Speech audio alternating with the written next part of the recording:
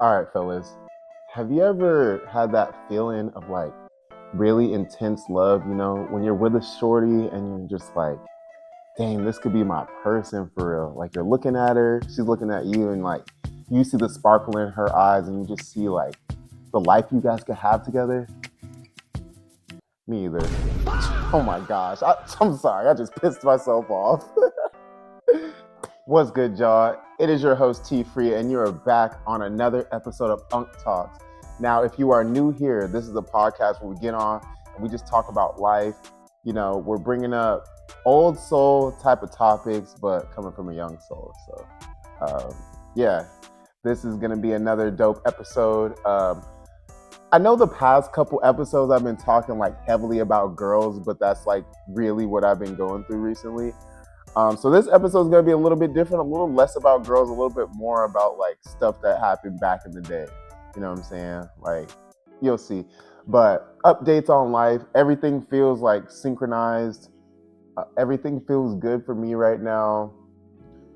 I want to have a certain type of love from like an intimate partner, but I'm also realizing that, bro, it's not the time for that. Like, I'm seeing people around me that are also in this space of like doing a lot of creative stuff. And I'm seeing that they're also misunderstood. People aren't understanding the creators of the world because they're blocked. People that are blocked will do anything to stay in that blocked state, because unblocking yourself creatively means that you have to actually tap into areas of yourself that people are scared to tap into, like past traumas, definitely childhood stuff. There are a lot of people that are scared to tap into old stuff from childhood because they don't want to relive that trauma. But they're reliving the trauma every day when they don't dig deep. So I don't really understand the logic there. But hey, for girls it works, I guess. I feel like guys, at some point, you know that nobody's coming to save you. So you know that it's life or death, pretty much. Like, you have to better yourself and tap into those parts of yourself, so that way they don't come on like later on in life. The peak for men anyways to like really have their life figured out is like 40. So I want you to know that if you're in your like 20s, bro, and you don't know what you're doing, it's totally fine, because there's someone that's 38 right now and still doesn't know what they're doing. And that person that's 38 is okay too. Even if you turn 42 and you know your prime is supposed to be around 40, it's still okay. You still have time to fix things. But you also have to know that you can fix it. There's people that just don't believe things can be fixed. They don't believe people can change. They don't believe they can change because things around them don't change. But that's because things around them stay the same. People keep their same routine, keep everything the same, and then they wonder why things are messed up. They start blaming it on other people. Oh, it has to be this, it has to be that. But no, like me personally, I consider myself like a top tier pattern recognizer. Like, I literally am so good at realizing what a pattern is and like getting people's like cues and things like that, realizing like what's going on there, like energy patterns and things like that. So like, let's say if the energy changes, I can usually look back at things that have changed. So like, let's say the person has been working out and stuff, and when they were working out, they were good, things were good, everything was solid. And then now they're not feeling so good. And then I look and I'm like, what happened in their pattern? Oh, they're not working out. Okay, that could be like a thing that's causing them trouble, them not working out. Now, obviously, it could be other things, but most of the time it is those things. I literally went to college and got myself a D1 scholarship because of my pattern recognition when it comes to like playing defense and really studying my opponents and really figuring out like what are their tendencies? What are they doing? What can I see right now in these clips and videos? What can I see right now that I could try to exploit on game day? And that got me where I need to be in terms of level of play. Now, the only thing that sucks about being a pattern recognizer, in real life, you can't tell people their patterns. They already know.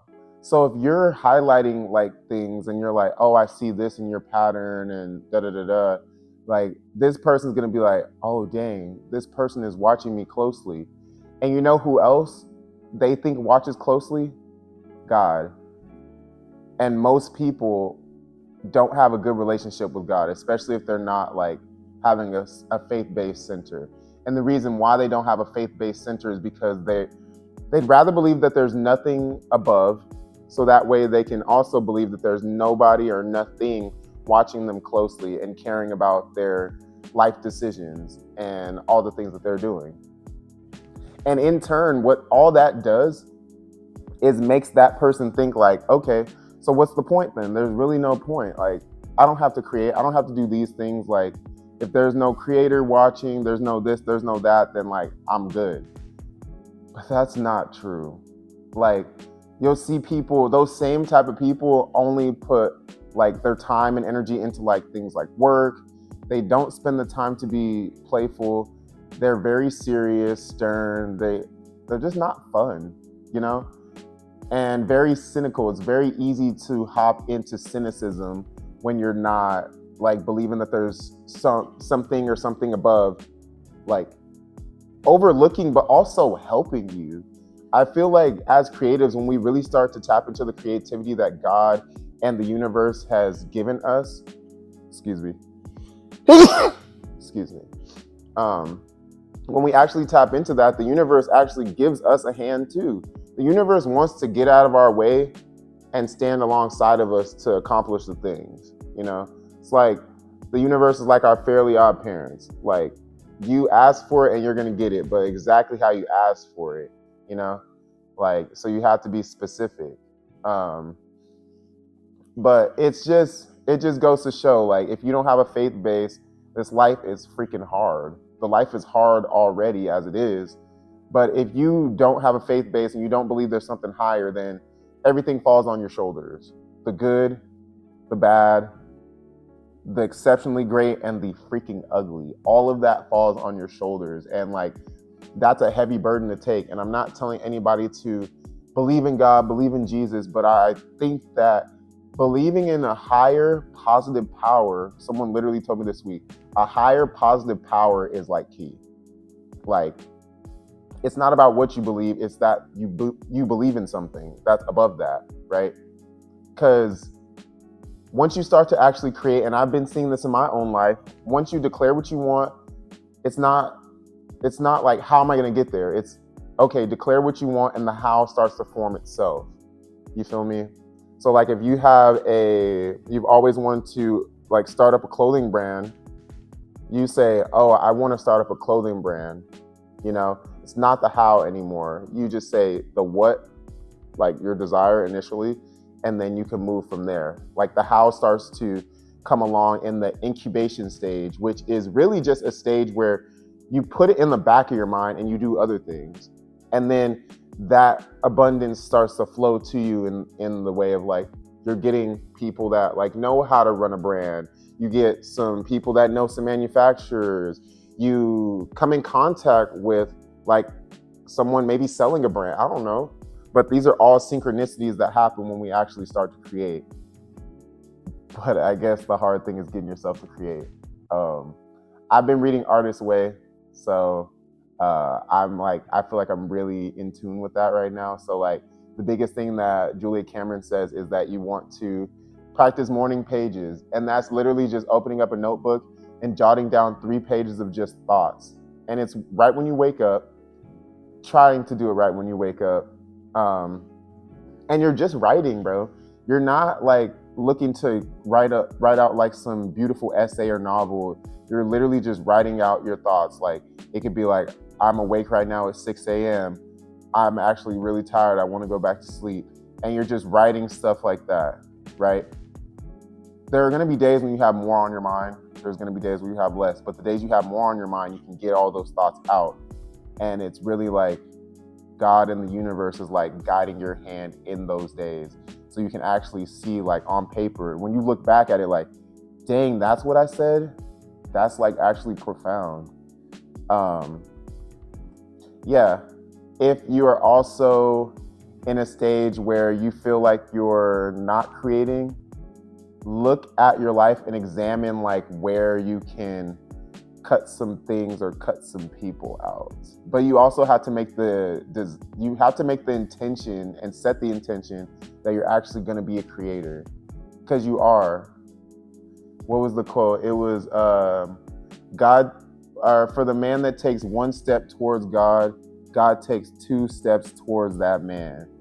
So, and that can go for men and women. But yeah, take a step in that direction towards the positive higher power that's helping you and wanting to see you do well. That positive power is helping you even in the life that you have right now. Like, if you look around your life right now, do you have food? Do you have shelter? Do you have clothes? If you have all 3 of those things, then the higher positive power is already working in your favor. Now, the other things that you want, you're going to have to apply some pressure. You can't just have that intention of, okay, I want a brand, but then leave it in incubation and never like actually go take a move or make a move on anything. Like, that's not going to work. You actually have to put some action towards some things. God is going to do the things that I'm going to just say God is going to do the things he needs to do, as long as you do the things you need to do. But the main things that you are going to have for yourself is food, shelter, and clothes, right? So just remember, if you have those 3 things, you're blessed. Be grateful, because there are people that don't have those basic necessities. And then you got to go hustle to get the rest. Easy work. But yeah, like I said, this podcast today isn't going to be all about like talking about females. It's going to be, we're tapping back into some nostalgia, man. Now, you can fight me if you want to, but I'm pretty sure, and I will freaking die on this hill, that 2016 was the best year of music of all time. Fight me about that if you want to. I will put my address down and we can run the fade if you would like. But I've got a list of like albums and songs, and just like when I looked back at how many things dropped, I'm like, yo, that was like the craziest year. So we're going to take a look back. We're going to rewind in a segment I like to call That's So Nostalgia. And we're going to kick it back to 2016. So if you were unaware of what was going on in 2016 and what music was coming out, and I'm only really going to bring up like some R&B and hip hop, like my style of music. So we're going to go with right now, Lil Uzi versus the World, and The Perfect Love Tape. Those 2 projects by Lil Uzi, specifically Lil Uzi versus the World, that project, bro, I was bumping that every day. I had a girlfriend at that time, and she went to, I think, France for like a week or 2 weeks. I don't know why, but I was playing Scott and Ramona like every freaking day she was gone. How'd that song go? I can't go a day if I don't talk to my baby. Because I couldn't talk to her because like she was all the way out there and the time difference was crazy. She didn't want to use up international like minutes or whatever. So, I was just low-key sad listening to Lil Uzi, bro. But Money Longer's on there, like so much heat. On The Perfect Love Tape, I'm pretty sure that one has 7 a.m. But bro, crazy. That was 2016. That's the start of 2016. That's just Lil Uzi. Next, a sleeper pull. Young Pinch, 714 Ever. Yo, if you're from California, bro, you should know Young Pinch. But this dude's flow was insane in 2016. I will say I've listened to some of his music nowadays. It don't hit the same. But I still love bro. I really do. Like, I think my favorite, I can't even say a favorite song, bro, because it was just like such a vibe. Like, if you've never listened to this project, you have to go and listen to this project because it's probably one of his best projects ever. I had another shorty that was from Colorado, and I started playing this project, and she was like, wait, you know this? I'm like, girl, you know this? He's from Cali. He's from where I'm from. Like, how do you know this? All this music comes back to girls. But the reason I got put onto this album was there was this girl I was messing with that had just gotten out of a dude, and she was playing this album like constantly, bro. And it was a banger. Every time I was listening, I was like, damn. Coming to find out, it was probably just her like ex-boyfriend's favorite songs and stuff like that. So she was playing me his music. I don't care. I'm taking that. I'm gonna just act like I heard it on my own. One of my favorite projects, you have Views by Drake. Bruh, I could recite every single last lyric of every single song on this freaking album. Bro, I go back and play this album probably like twice a month now. Like, honestly, bro. All of my let's just be friends are friends I don't have anymore. Oh! Like, come on. You can't tell me he wasn't sliding. He said, why you gotta fight with me at Cheesecake? You know I love to go there. See, I'm acting light-skinned.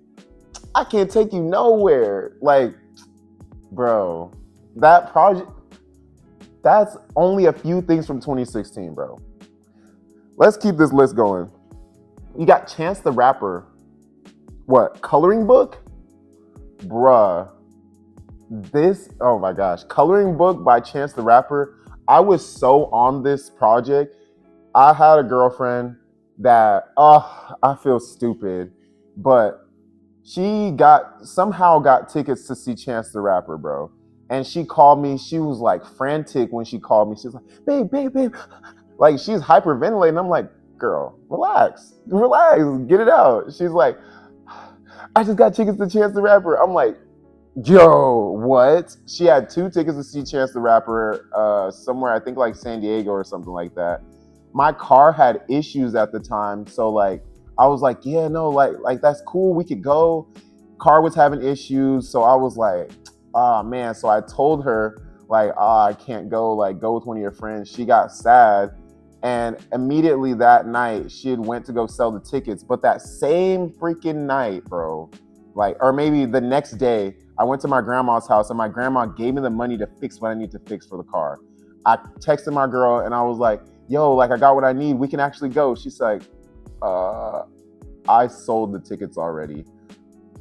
I said, girl, the tickets were VIP tickets. We were going to be able to play rock, paper, scissors with Chance the Rapper. Damn. I'm still hurt about that, bro. But that was on me. I acted hastily, but she did too. She didn't even get a good deal for selling those tickets, bro. That still hurts, actually. I'm gonna throw up. Next, you have Anderson .Paak, the Malibu Project. I'll be real, I didn't listen to Anderson .Paak back then, but I know he's popping now. So I'm assuming that this is like the start of like his stardom for real. I guess I should have put projects that I had mainly listened to, but I really wanted to make sure I had all the best ones from 2016 of these genres. Oh my gosh, you have Kendrick, Untitled and Unmastered. Bro, this dude just dropped this album on a random day, bro, and it's just nothing but bangers all the way through. Like, bro, what is my favorite song? Get God on the phone, tell the squad come home. We gon' ball again till they call us home. Ooh, like this Kendrick was actually different, bro. Like, I remember driving down to like Simi Valley to go link up with a shorty, bro. And I was listening to this project the whole time. And when I got to link up with the shorty, why was her music taste low key a little bit better than mine? She was tough. She was so tough, bro. You got Young Thug, the Jeffrey Project. I can't remember exactly what was on that one. I'm actually gonna look real quick to see what was actually on that project. Jeffrey. Hold on. Jeffrey, Young Thug. Oh, I don't know if I remember that one. This project. I feel like I would remember this project. Jeffrey. Goodness. Jeffrey, I don't really remember this project. Yeah. Oh wait, no, I know a few songs from this one. Uh, I can't sit here and act like I knew all the songs from that one. But oh my gosh, one that I did like from Young Thug was the album "I'm Up," and one of my favorite songs on the album was "King Troop."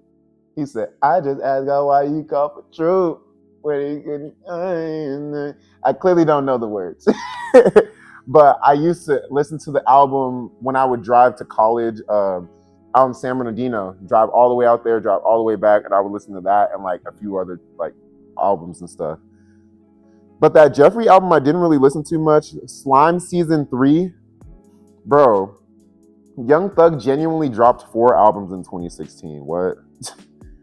Like actually but my favorite one was I'm Up. What else do we have? We got YG, Still Brazy. That was tough. That was like a crazy time because FDT was on there. Everybody was feeling some type of way about, homeboy getting in the office. So when YG dropped that, it was like, all right, bro, come on, let's give us something to bump. But he had like 4 to 5 other songs on there that was super tough. Like, bro, we're not even through the list yet, and we're already at so many bangers. You got Schoolboy Q, Blank Face LP. I'm actually gonna look that one up just to make sure I know what that one is. Blank Face LP. And Blank Face LP was actually so hard. What was my favorite song on here? That part. Hey. That part. Hey, no, that was the only song on this album that I really genuinely rocked with day to day. I actually want to go back and listen to this project, but that part was my favorite song for a while too. You have Beyonce's Lemonade album came out, and I didn't listen to Beyonce like that. Well, okay. I didn't willingly listen to Beyonce like that, but my mom freaking loves Beyonce. So she was playing that all the time. So there was no escaping that. So I knew all about that. Usher had an album, Hard to Love, and I'm honestly just going to look and see what was on that because I don't really remember that. Hard to Love by Usher. Oh my gosh. Usher. That was not Usher. I'm sorry this is taking so long. Oh, Hard to Love by Usher. This had, No Limit. Rivals. Oh yeah. No Limit. How did No Limit go? I can't remember how No Limit went. I'm gonna play it as an overlay. No Limit. Doom, doom, doom, doom, doom, doom. Let me drive you crazy. Spark a new thing. Wait. Let me be your baby. Let me drive you crazy. Tell me, is you with it? Baby, come and get it. I don't think that's that song. I don't even think that's the right song. It is what it is. Now, some notable artists that were buzzing in 2016, but their projects released in 2015. You have Bryson Tiller, Trap Soul. Bro, the first time I ever heard this project, bro, it was this girl that I was like, and everything is tied back to a freaking girl. I know, be quiet. Anyways, she was working at Foot Locker with me, and she worked at the Lady Foot Locker. I worked at Foot Locker, but she came down and covered, and we were closing up and stuff, and she was playing Sequence by Bryson Tiller from this project, and I was like, yo, that song hard. And I low-key fell in love with that girl at that moment. So I was really on that project crazy after that. Always playing the song Sequence just because I wanted that girl craziness. Fetty Wap. Fetty Wap ran the freaking world in 2016, bro. He dropped stuff in late 2015, and I guess he just went to jail. But bro, the last project that he dropped in 2015, 2016 What was the name of that project? I can't even remember the name of the project. It don't really matter. It had like it was just called Fetty Wap. The album was called Fetty Wap by Fetty Wap. Yeah, Trap Queen, you had My Way, Baby Won't You Come My Way. Like, what else? What was that song? RGF Island. Bro, there's so much heat on this album. Jug. And this is probably another album I'll have to go back and listen to again, because why not? Lil Yachty started busting on the scene around this time with One Night in Minnesota. It get cold like Minnesota. One Night was like actually a crazy banger for like a minute. Music was different back then. You had 21 Savage hopping on with X, 10 bad bitches in a mansion, wrists on Millie, rock them diamonds on me dancing. Ooh, oh my gosh, bro. And then you had Ray Shremmerd with like Black Beatles, because the Mannequin Challenge came out at that time, bro.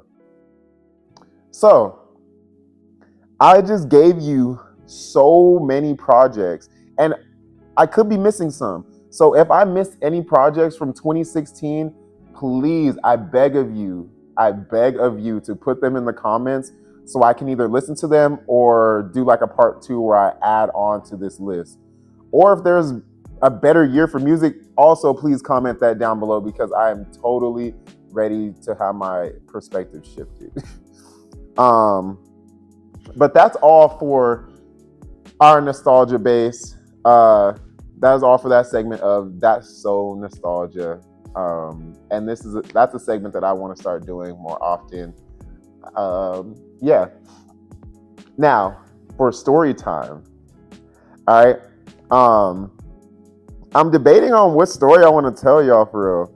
So like the biggest thing about like this podcast is we want to talk about life and like everything. And I feel like a big thing right now is like I work with a lot of kids. I work with a lot of athletes, because if you don't know, I'm also a sports performance trainer, sports performance coach. I coach track and field at a private school around here. I work with private clients, and like the biggest thing I see from kids of this generation, and it's not all of them, so I'm not trying to I am making a generalization, but I'm not trying to make the biggest generalization. They just don't care. They don't work hard anymore. And like, I will say it's like a difference in like, I feel like I was born in 97, but when I look up what Gen Z is, it's 98 and on. And when I look up millennials, it stops at 96. So I'm like right in that middle spot of like being millennial and being Gen Z. So it's like the sweet spot, whatever. But I just remember like my parents talk about how hard they worked, right? But they're not like up there in social status and economic status. I also was born working hard and but it was like I was working hard for things that I wanted to do. So I didn't work hard in school because I didn't care about school. I worked hard in my sports because I cared about my sports. And there came a time when like I couldn't play my sports because I wasn't focused on my academics. So I was like, if I actually care about my sports, I actually have to care about the school part too. So I started caring about school once I got out of high school and went to junior college, like community college or whatever. And that's when I really got a chance to lock in. But it's like, I knew how bad I wanted to go and play pro or go to the next level. So I did the work. I found a coach when I got out of high school, and he went pro, and I got his like training course, and I was doing all of the stuff, bro, literally everything. And all of that like meticulous, like almost felt like tedious, daunting work, like little things like practicing the same step over and over. When I say we practice 4 steps over and over, we did that over and freaking over. But me and another athlete were able to go D1, bro. Like he went D1 because he was a little bit faster. He had more athletics, less academics. I had more academics, and I still had athleticism. And it just goes to show, like, that's the type of work ethic that I was on. That's what I was trying to do. But it wasn't just me. It was like there was more people around me that was like working hard. Nowadays, I see that like on a team of like pretty good athletes, there's probably only like a couple of them that are like doing it and they're like having a good attitude about it. And an attitude of like, I'm gonna do this because I know it's gonna get me better and I want to go to the next level, right? A lot of these kids are just doing stuff because their parents are making them. And I feel like it sucks because like, then that makes you not like the sport that much. And me as a coach and trainer, I only want to train the kids that want to be there, because there are going to be some days where you don't want to be there, and the work that I'm going to make you do is going to make you better, but it's not going to make sense to you. And that's like the biggest thing of getting these kids to understand, like, there's a certain level of work required to get to this next level. But I think a lot of them just don't care. NILs weren't a thing back when I was playing sports. So the landscape is just different too. So it's hard for me to even tell them how to perform and how to do certain things. But I just want them to give 100. But yeah, they're getting away with giving 70%. And that's very unfortunate, because if you can get away with giving 70% and still being good on the team, imagine if you gave 100, you'd be amazing. Like, the biggest reason why I brought that up is because, like I said, I took a long route to get to where I went to. Out of high school, I went junior college. I went to one junior college out of the way because I didn't want to go around and be around any of my old school friends. So I went to a school super far away. Ended up not working out that much because I couldn't get to class on time, especially for the finals, and I failed some classes. So then I ended up transferring to a school that was closer to my house, which was the school that most people were at, but I did just need a year off. I played football on that team for 2 seasons, and then I was able to transfer out and go D1. And when I made it D1, it was like I worked my ass off to get there. Like, there was like, I didn't have a girlfriend. It was all about football and training and making sure I can get better. Like, what can I do to get better? What can I do to get better? Like, I was working my ass off. There was times where, bro, I would literally, so I worked at Lady Foot Locker, but I was a manager. During the week, I couldn't really go to work that much because of practices and everything else. So what they would do is they would load my schedule up on the days that I could work. So I could work on Saturdays, I could work on Sundays, and I could work on Mondays. So Mondays and Sundays, I would work the whole day, basically by myself, from like 9 to 9. And then on Saturdays, I would come in for a later shift if I had a football game. So right after the football game, I'm driving to work and I'm going to work. Bruh, that's how dedicated I was.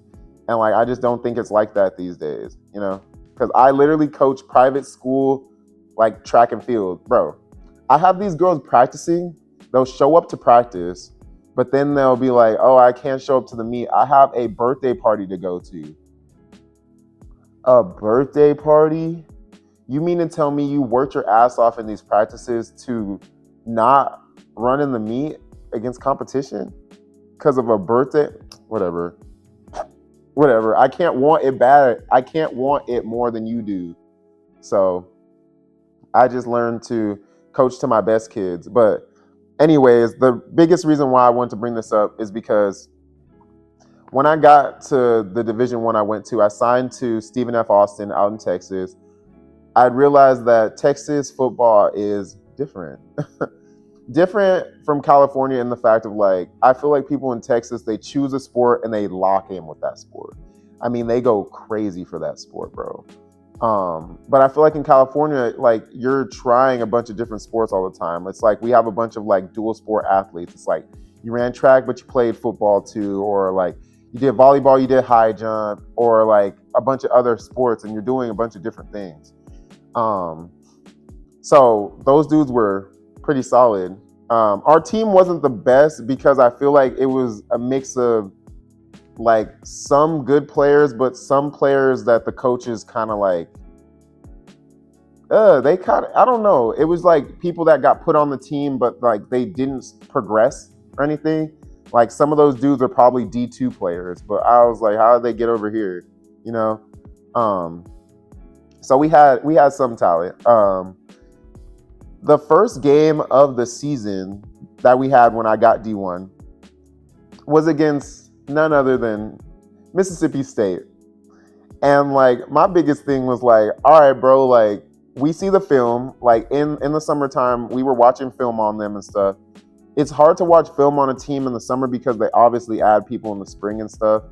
So we're watching, looking for tendencies and stuff. And like, I felt good. I felt good about like what I was seeing and everything. I'm like, okay, they got a quarterback that's not going to play. All right, cool. I didn't see that they had any like crazy receivers or nothing like that. The defense was freaking tough though. I'm not going to lie. But I wasn't worried about that. I'm like, look, all right, I'm D1 now. Like first game is against Mississippi State at Mississippi. So we took a bus down there and we got to Starkville and it was cool. We had some players on the team. Like one of my DBs was actually from Starkville and one of the starting linebackers also was from Starkville. So like they knew that area and everything. All their people was lit. And bro, when I tell you, when we got in there, the atmosphere was freaking wild, bro. Like the stadium, like you come into the stadium and like they had all like it's like a, not like a dome, but it like you're encased in like a stadium. Like obviously because it is a stadium, but like a Coliseum. And like they had those cowbells and they're just ringing the cowbells. And like, bro, it was freaking electric, bro. Like your heart's beating like crazy fast. It's like, yo, I'm hyped, bro. I'm hyped. I believe that I was on kickoff. I think I was just on kickoff, right? So we're getting ready. We're lit. We're like, all right, yeah, let's go show them what we got. Let's show them what we got. I'm like, I'm lit because I'm D1. Like, we're gonna stand a chance. And we do the first kickoff. Actually, I think it was kickoff return. Was I on return? Oh, okay. I was on kickoff return. All right.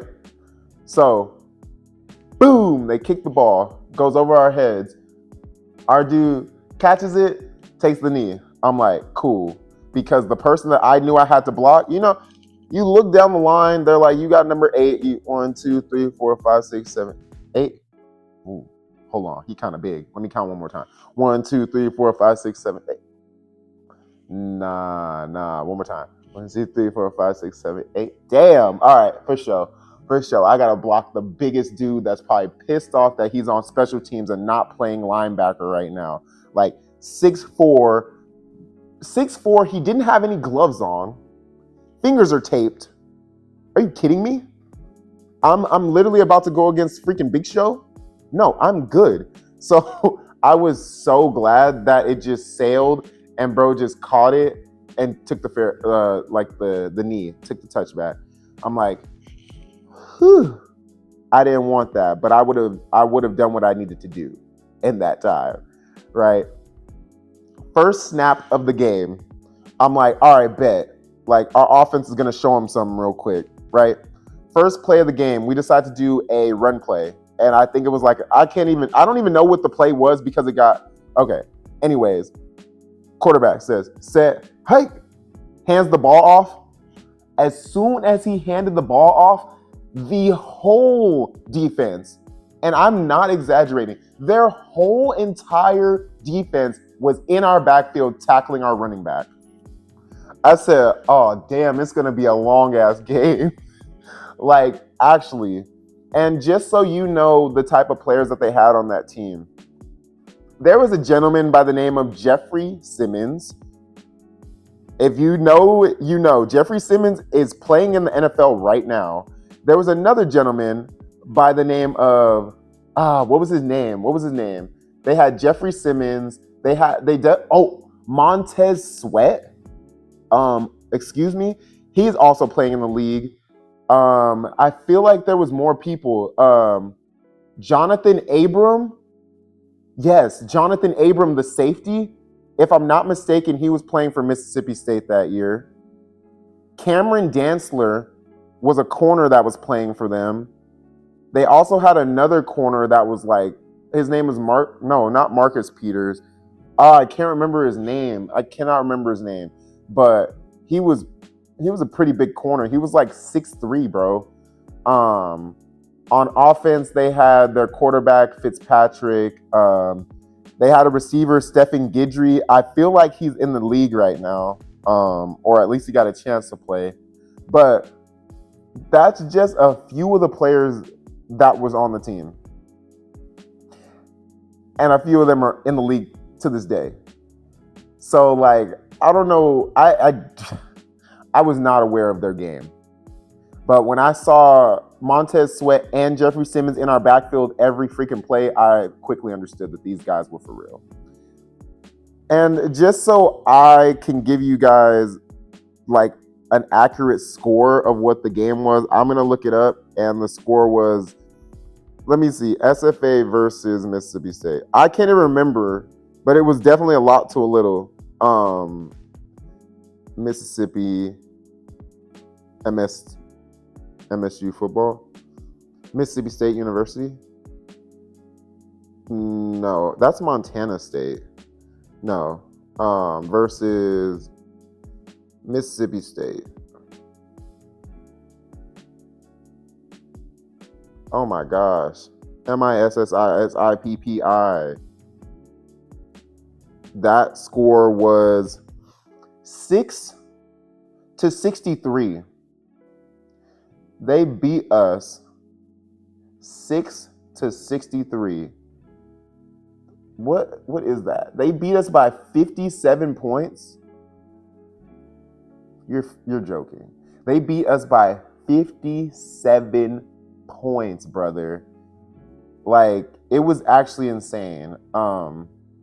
So that was my welcome to Division I moment. Yeah, it was actually insane. So that was that showed me a lot. But I can live and say that I was part of that. Even though I don't always want to say I was a part of that, but I was a part of that whooping. But I enjoyed my time being D1.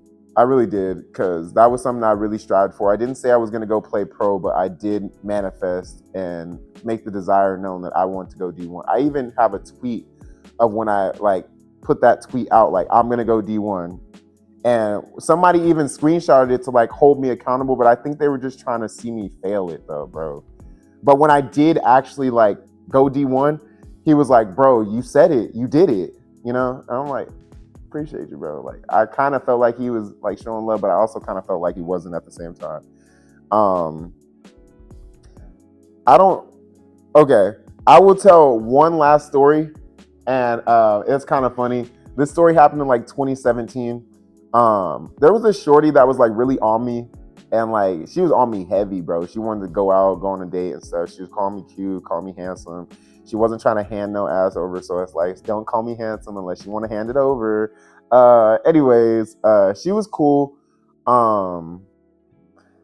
We decided to go on a date because we were texting and FaceTiming for a while. Anyways, I knew she had other dudes that she was kicking it with, so I really did not care at all, bro.